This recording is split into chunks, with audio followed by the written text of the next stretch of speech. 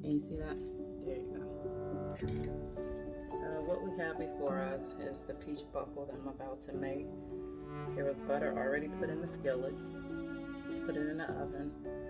Cooled down while I was making this batter.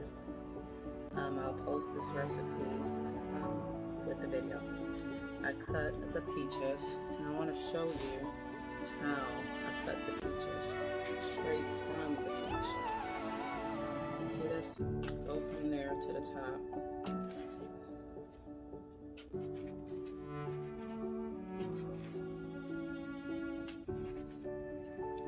And you come all the way around. It just depends on how big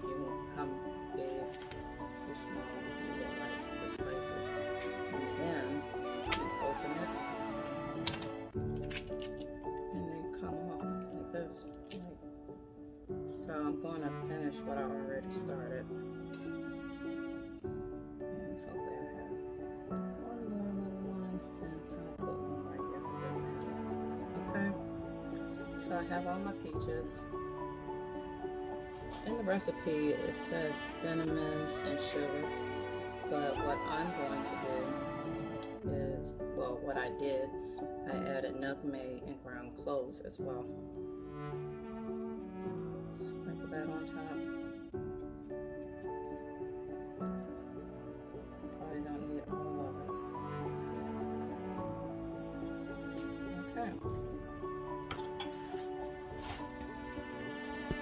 Now I'm going to put it in the oven, 350 degrees for 50 minutes.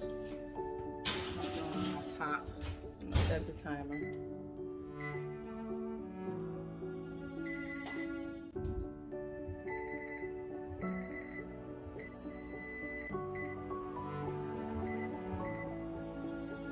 And then I'm going to post the picture. And voila, you'll have hashtag oh my goodness, hashtag peach buckler, hashtag cooking with Dorsha. Until next time.